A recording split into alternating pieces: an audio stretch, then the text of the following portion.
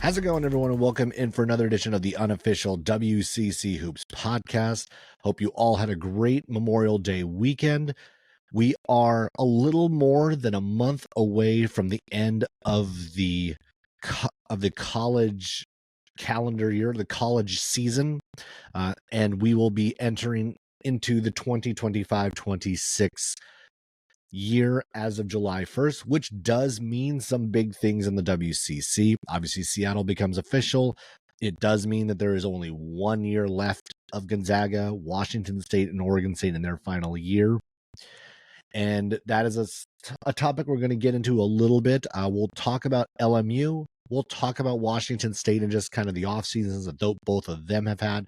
Slowly start to kind of go through all of the schools as we kind of see where each of these programs have landed to this point. Obviously, there's still time in the off season to still pick up some players, really round out those rosters before we get into the semester as we get closer and closer to August and September. But I'm going to start with what are some big questions for the WCC as we get closer and closer to the start of that athletic year, because this is a big year for the WCC in a lot of ways. You think about what this conference is going to look like even as we currently know it a year from now. It's going to look a lot different. And obviously we knew the Washington State and Oregon State tenure was always going to be short. The news of Gonzaga leaving changed a lot of the thought patterns of what this was going to look like. And to an extent, we always kind of knew that Gonzaga was a matter of time probably of when Gonzaga was going to find a new home. Seattle coming in initially a year ago, we were talking about Grand Canyon being in, and obviously they are no longer coming to the WCC. But this is a bit of a turning point for the conference. And let's start with the membership component here, because it is maybe the most visible one. It's the one that most everyone is going to be paying attention to. They go into this coming season with 12 teams. As of right now, they'll be back down to 9 when July 1 hits next year. That's as of right now. And part of that is the Pac-12 still needing to get to that 8 full member number. And there is a deadline to that. They have to have that done by July 1st. They have to have all that component wrapped, because it does take a while for a new program to prep and get ready for that final season in one conference while prepping to jump to a new one. And we also know that, again, 8 full members. That means they are looking for that 8th football school. Really, that's what it is. We know the 7 that have already committed.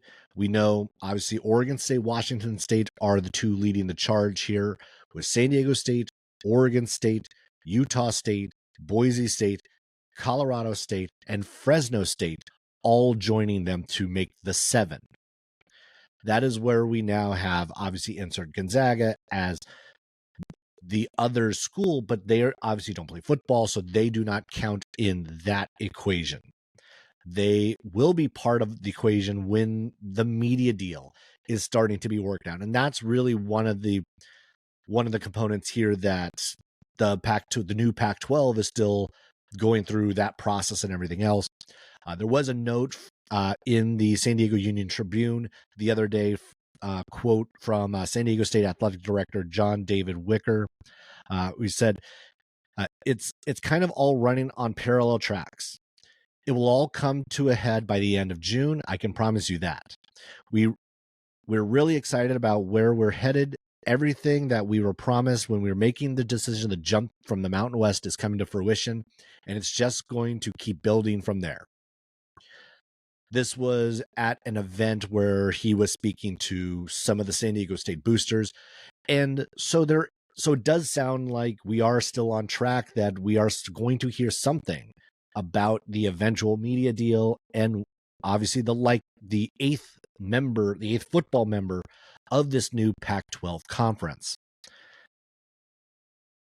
Now that obviously leads to some of the speculation that St. Mary's has been rumored out there, having been in talks with the Pac-12. Could they be a basketball-only addition to that new conference? Would they be a team that is announced by the end of June? That is a possibility as they start to kind of put together the rest of what this league is going to be. And if St. Mary's goes, already there's a big question about what does the WCC do minus Gonzaga, minus Oregon State, minus Washington State. But what if you also lose St. Mary's? You now lose your top two programs on a success front in men's basketball. You've also then, even though you already knew, you do lose the two marquee brands in the WCC, Oregon State and Washington State. That then brings you back down to 8. And the 8 being Portland, Seattle, San Francisco, Santa Clara, Pacific, Pepperdine, LMU, and San Diego. And I don't think it would not take much for anybody to read off all those schools and to immediately think this conference might be in trouble. The WCC has been lifted up and in many ways carried on a men's basketball front by Gonzaga and St. Mary's for the last 20 plus years. Obviously, primarily Gonzaga, but St. Mary's has also been right there along for the ride in a number of, obviously, because they've gone to the tournament 10 times in Randy Bennett's tenure, and Gonzaga's made it every year for the last quarter century. So you do look at these two programs being the breadwinners and the programs that have really made the WCC a legitimate conference, and also have validated what a lot of the league can be. But USF, we know, has been making the charge and has knocked on the door, has broken through once in recent years, and is still right on the cusp of getting back to the NCAA tournament. We've seen Santa Clara very much do the same, knocking on the door of the NCAA tournament. We have seen other programs, unfortunately, in many years past, be one of those programs. LMU, obviously, in the late 80s and early 90s. Pepperdine up until the early 2000s. San Diego has had their moments from time to time, last getting to the tournament in 2008. But they also were something to be a team to be reckoned with even as recently as 2019. So it's not like that the WCC doesn't have success from these other programs. The challenge continues to be whether or not they were able to compete with the Gonzagas and the St. Mary's. And for the most part, as we've seen, the answer is no. At least not in the win column. And so when you look at what this conference could be, yes, does that mean that there's potential opportunities for all the other schools to get into the tournament? Of course. But it also does mean that this league, when you look at that list, the definition of mid-major becomes even more into question, because they almost start to look closer to low major than mid-major. You look at just those 8 schools, it looks a little bit more like, say, the Big West than it does the Mountain West, which is probably right now you would say is the WCC's actual equivalent when it comes to competitiveness and everything else. But if you remove Gonzaga, St. Mary's at the top, that looks a lot more like Irvine, Santa Barbara, UC San Diego, Fullerton, and that conference. It starts to look much more like the Big West. And then it does start to bring up the question of, if you are going to expand, if you're going to try to raise the profile of the WCC, then who? Who is an option? Who is a viable addition to the league? Now, I think you've seen very clearly that the WCC has taken regionality into account, and you remove those top two programs, and I think the regionality becomes even more important, that you try to keep at least more of these schools in regional settings. So if you're going to limit it in that way, who's left? I know that there had been talk about like, oh, Denver years and years ago. I don't see that as a competitive fit. Cal Baptist has been brought up a number of times, and that is maybe an option on that front, because obviously it fits with size of school, it fits with regionality, it fits with also the religious affiliated component as well. So there's a lot of similarities of like schools with Cal Baptist and the rest of the WCC. But we've also seen the league be more open to the idea of secular schools as well. Obviously, Washington State, Oregon State being involved in that. But I think you also have to be that way if you're looking to survive what is going to be another round, another wave of realignment and shifting of the college landscape. And so looking at the Big West, to me, makes some level of sense. Now, again, like at that stage, I don't know how much those schools are going to look at the WCC as being an upgrade. But think about it this way. It's like, if you're the WCC, I don't know why you don't make the call to a UC Irvine. I don't know why you don't make the call to a UC San Diego. Get in front of some of these conversations, so that when the time comes, if the time comes, they actually look more the part and also help you on a competitive front in men's basketball, especially men's basketball. Even if it's like, hey, go call UC Santa Barbara. You have to find other options out west, because you're starting to run out of them. And especially if you limit yourself to smaller religiously affiliated school, faith-based schools, you're kind of, especially on a competitive front, you're running out of names. You picked up Seattle, great. Grand Canyon was one of those, and that ended up not working out. Cal Baptist is on that short list. Denver's on that short list. But you have to continue thinking about what those other options are, and it to me feels like a public school is going to have to be the way to go if you're going to continue to raise that level and raise the profile of the WCC in a world where not only is Gonzaga gone, but also St. Mary's is gone. And then, of course, that component, the who is in the conference, impacts the TV deal. Because I'm sure that the first conversation that's going to happen is, well, ESPN's going to come back to the WCC and say, well, Gonzaga's gone. Your TV contract is going to look a lot smaller than it has in the past. Your number of marquee games, your number of ESPN games is going to shrink, if you get one at all. Because there might be some non-conference games that would get onto an ESPN network if, say, St. Mary's and Gonzaga ended up still being a non-conference matchup. That obviously is going to be enticing to ESPN, because that has been continuously one of their higher rated games throughout the college basketball season. But without the Zags, because and I know it's kind of beating the dead horse, but the ratings don't lie. They move the needle more than anyone in the WCC, and it's not close. And without them,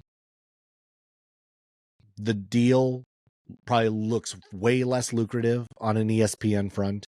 Maybe the WCC looks to a different network to try to find one that's going to be a little bit more fitting for what they need, and it's going to be a little bit more lucrative for the remaining schools. But also ESPN Plus has been a positive, I think, for the WCC overall.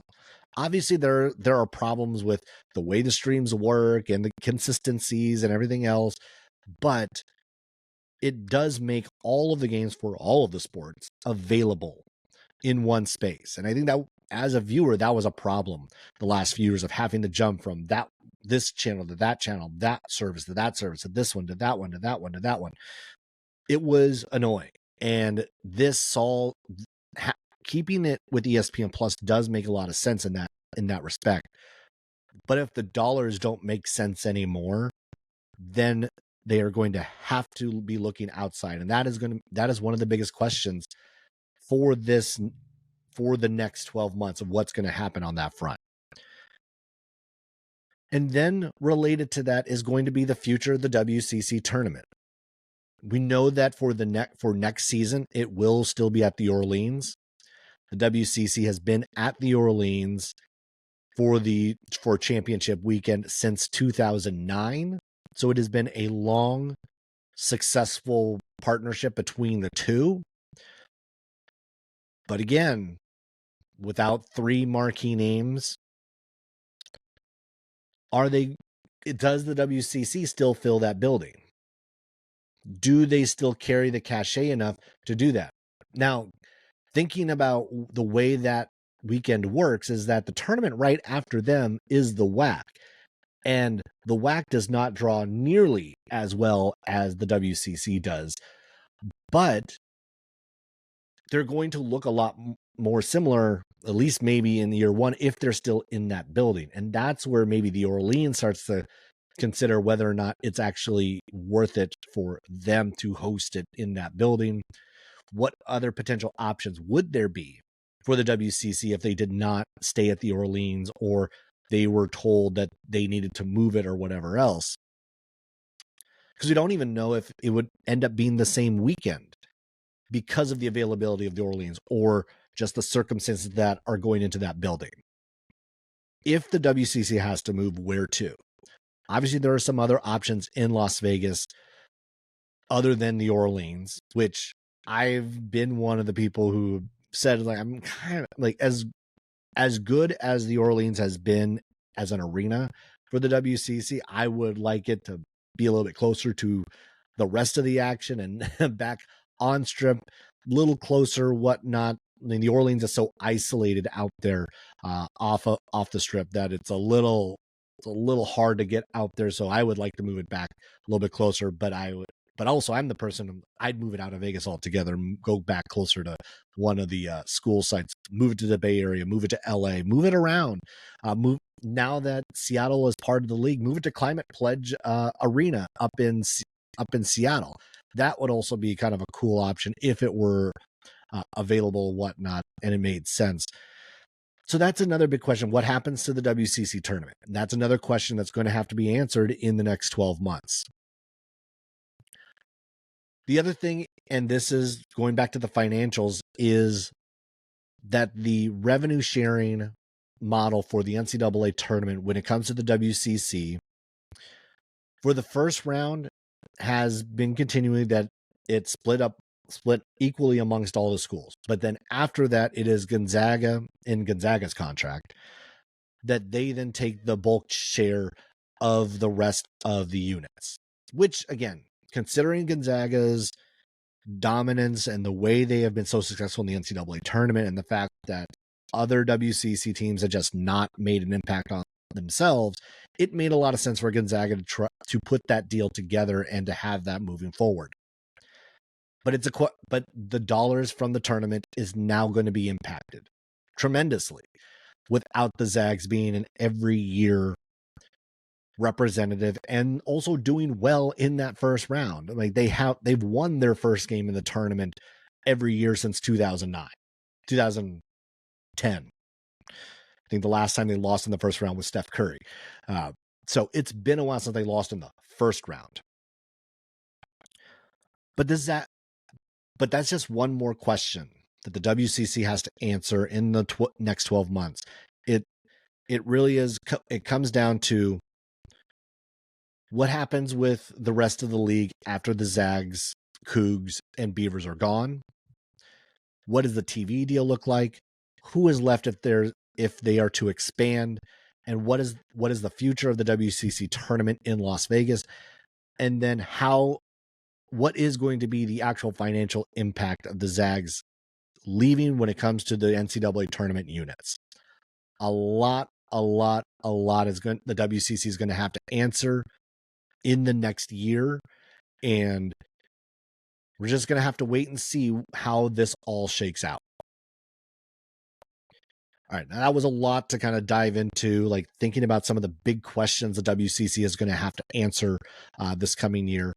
But on the court, there has been some interesting movement. Obviously, we know a lot of these teams have had to rebuild from scratch or have largely had to rebuild. We know Washington State has had to do that a lot. They lost their entire starting five. Tomas Thrasterson and Diokov are really the only two key guys coming back, and so we'll get into that roster in just a bit. But I'm going to start with LMU. And this is a team that did have a rebound of a season. 2 years ago, they were on that lower end of the WCC. They just could not stay healthy.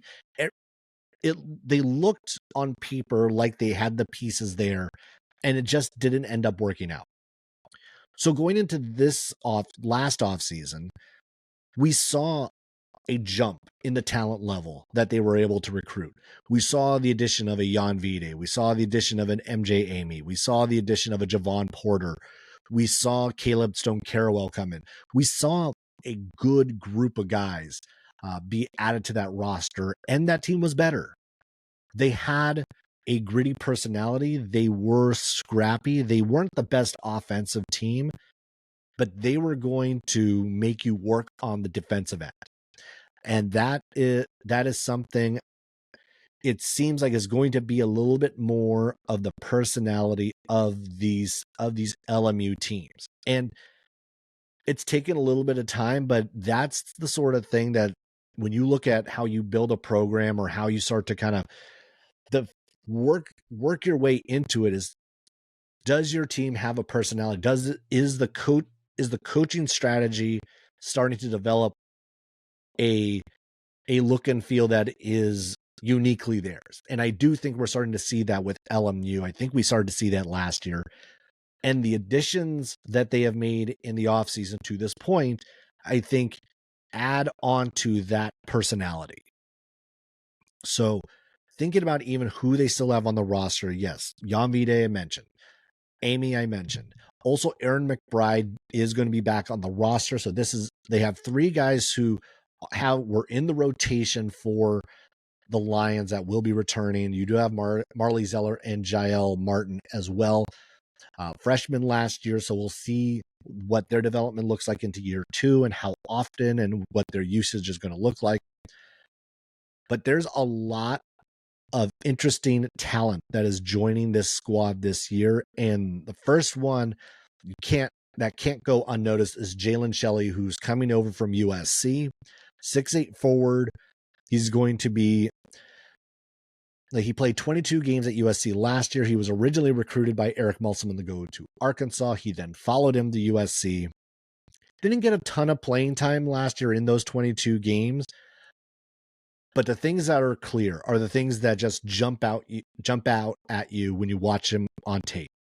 He is long, he is agile, he's athletic.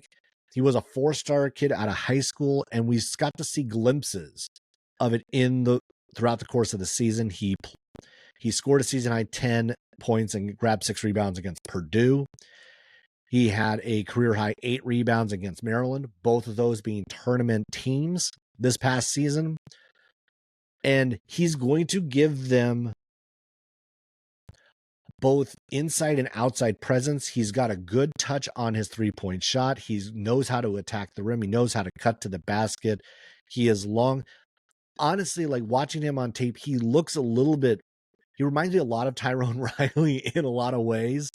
And obviously we've seen the success that Tyrone Riley has had in 1 year at USF, and I expect him to make that jump this coming season. Shelley has that same level of potential, if not more so. Shelley's his movements are a little bit more fluid than I think Riley's are at this point, and that does bode well for the Lions going into this year. This is the type of guy like I don't think they've had anyone as talented as Shelley is coming onto this squad. Like, they've had guys who have obviously been very good. Cam Shelton being very good. You've had Kelly Laupepe. You've had some very, very good players. Javon Porter, a lot of talent with him as well. But Shelley's the type of guy who could be a breakout star in the WCC this year. And so that should have a lot of LMU fans really excited to see him. Another one of the transfers I think that is going to be an interesting watch is going to be Rodney Brown Jr. coming over from Virginia Tech. 6'6" guard, shot 42% from three. And he only played 15 minutes per game, but this is a guy who's going to be able to give them some size on the perimeter. Again, you think about even what LMU did this past year, bringing in Jan Vide as a 6'6" guard really turned into the point guard for that squad. This is a big team on the perimeter, and that is going to bode well in a lot of these matchups in the WCC. You think about some of the smaller backcourts. I mean, Gonzaga's backcourt is actually small. St. Mary's backcourt is small. Now, obviously, it didn't work out all too well for LMU in those matchups against those squads, but it does say something to the fact that they're finding a way to be different enough that's going to give them an advantage in spaces. And size on the perimeter, size on the wings is going to be that for this squad. And now the one thing is this is a team that struggled with offense. And that was something I kind of like continued to harp on throughout the course of the year with LMU is they need someone to be reliable on the offensive end. And now they do bring back a couple of guys who could be that. They've added a couple as well who could also play into that. Now, one who has proven to be a legitimate scorer in the OVC is Georgia State transfer Nikel Shelton. All OVC first teamer for Georgia State, 17 points per game. This is the sort of punch on the offensive end that LMU has needed. And between he and Shelley and Brown, and also Tanner Thomas is going to be coming in, who averaged 14.5 for Sacred Heart, they have more offensive options, it feels, than they did a year ago. And that's maybe the exciting thing about what we're seeing from LMU so far of what they have built in this non-conference or in the off season. And then also the addition of Rokas Jokias, 6'10" forward, transferring over from UCF from Lithuania. He missed a good chunk of the end of last year with a right foot injury, which is a little on the scary side for a big man with a foot injury. But 2 seasons ago when he was at LaSalle, 8.5 points per game, 5.4 rebounds. This is the other area that LMU needed to address was the front court. They needed some size on that back line because we saw how much different that team played when Rick Asanza was available. And even though he didn't play a ton of minutes, you saw at least the rim protection was there. You saw someone who could clean up the glass. And in this league, you have to be able to do those little things well because Gonzaga does it, St. Mary's does it, Santa Clara does it, USF does it. These teams take care of the glass well, and you better be able to do that. You better be able to at least, you don't have to have a quote unquote shot blocker back there, but you have to be able to, at the very least, make it difficult to come into the lane and then take advantage on the glass and make sure you're limiting opportunities for these squads. So LMU has done a great job. I think Stan Johnson has done a really nice job in this non-conference, in this off season of putting together a roster that right now, obviously there's still plenty of time to add more at this point, but this is the additions that they have made, and it's looking good to this point. They also added a few freshmen, AJ Thomas, JJ Harris, Joshua Dalton, but you're looking at maybe a 5, or just looking at it on paper at the moment. If I throw out a Jan Vide, a Rodney Brown, Shelley, or actually, let me go. I'm going to go with, I can go Vide, Brown, Shelton, McBride, and then Jokius at the back, or sorry, Shelley, and then Jokius at the back. I now have a really long, big starting five for this LMU squad. They're going to be entertaining. There's a lot to look forward to with this LMU squad. They're right now on paper, they feel middle of the pack. That's about where I would have them right now.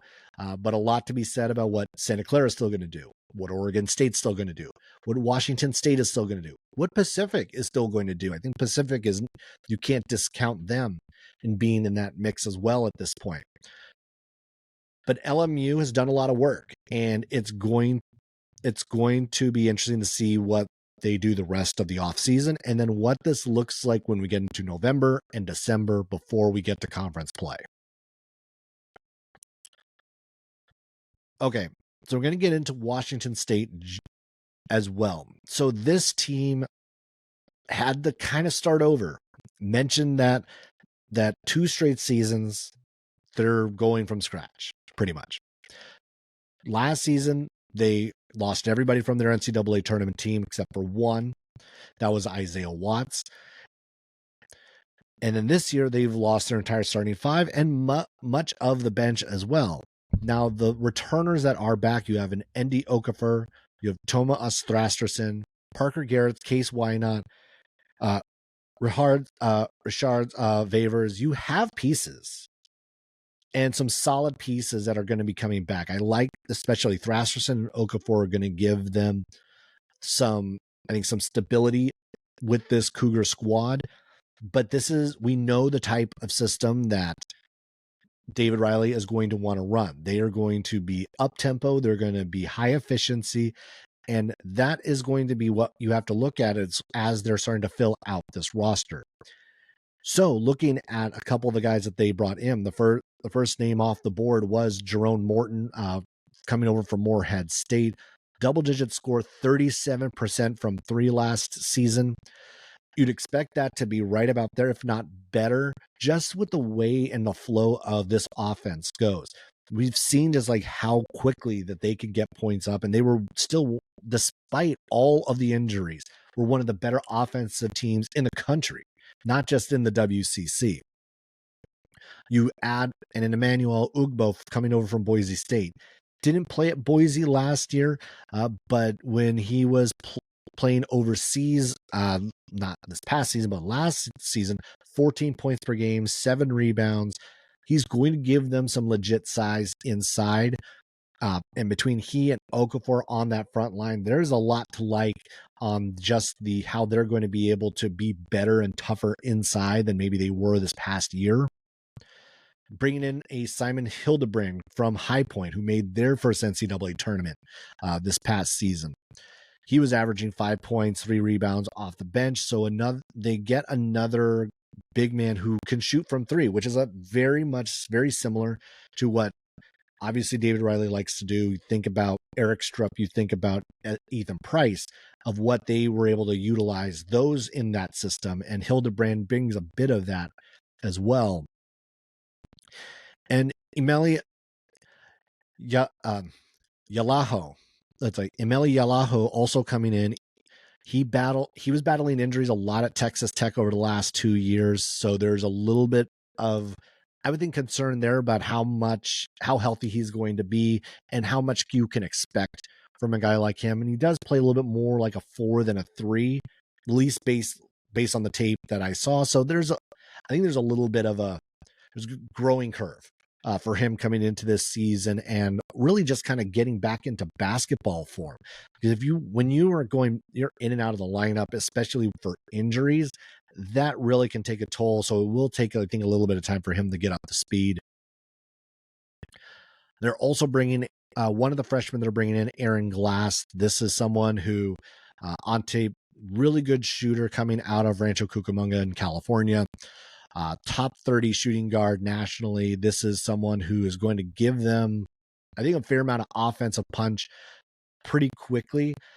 I do think he's going to take a little bit of time. He does need to work, I think, on the spacing at the college level, and that's going to be something that's going to be part of that growth. But he has the potential to be an Isaiah Watts type impact, and we saw just what he was able to do this past year. When he was healthy on the floor, he's able to stretch the floor and give them another look on that offensive end. So this Washington State team is still building. They're still, to me, they're missing the point guard. They're still missing more up front on the rebounding, and I think they still need a few more shooters to really kind of utilize the system that Coach Riley wants to run. I don't think they quite have all of them in place at this moment. But again, there's still time to get that all sorted out. Washington State, we saw what happened to them last year with all the injuries, losing a Pacific twice. They were decimated on that end. We know that we were talking about potential NCAA tournament in December. Had Cedric Howard not gotten hurt, had Isaiah Watts not gotten hurt when he did, had they been able to stay healthy, we might be talking about a very different scenario going into this offseason. Might have been talking about this squad in the tournament this past year. It might have been a 3-bid WCC and it could have been Washington State as that third squad. But going into this year, they have something to prove. There's still a lot to be. There's still a lot of mystery about whether or not this is going to work at Washington State. This is their last year in the WCC. They need to be building toward that Pac-12 future in a league that right now, if you looked at the basketball only parts of that league, Washington State is probably the 5th, 6th best team in that league of 8 teams. So this is a team that has a lot to prove. And I also think, looking again, maybe it may not be completely fair, but looking at the Eastern Washington equivalent, the Eastern Washington example the WCC has in Portland, because we saw Portland have a good year one, and it has continued to slide and slide and slide, and it really hasn't started to move back up all that much. If that happens at Washington State, I don't think that program is going to have nearly the patience that a program like Portland has had. And going into new league with higher expectations, with higher revenue, all that sort of stuff. I'm not saying that that David Riley is on the hot seat at all. I'm not saying that, but the pressure is going to be on, I think, a little bit more this year to make it look like what I think the aspirations were. And in this new world of college basketball, the way the portal works and everything else, there unfortunately is no longer an excuse of trying to build and trying to find a roster that fits. Because if you have the NIL, if you have the resources, you should be able to build a roster in 1 year. You should be able to do it pretty quickly at this stage, because you never know who's going to be around the following year. You never know, because it could be just the entire roster ups and leaves. Look at Pepperdine, look at San Diego, look at Portland, look at Washington State, look at Oregon State. These teams all had to basically start from scratch, and it is not easy, but it is the reality of the sport right now. And it is possible to rebuild in 1 year. It is not easy to rebuild in 1 year, but I think this program has to be pointed in the right direction. I think we have to start to see the positives of the program start to affirm themselves a little bit more this year. I think there were positives last year that we got to see from them in year one, from the Cougs in year one under David Riley. And if they continue to build on that, regardless of the on-court success, because sometimes rosters, NIL, that other factors happen. But if the system gets into place and you start to see growth in the recruiting, you start to see growth in the NIL, you start to see growth in other areas, that is when you start to see that this is being pointed in the right direction. All right, well, that'll do it for this episode of the Unofficial WCC Hoops podcast. Be sure to follow along on social media at Unofficial WCC Pod, and also subscribe to the podcast on your favorite streaming service. That'll do it for this one. Thanks a lot for watching, everybody, and I will catch you later.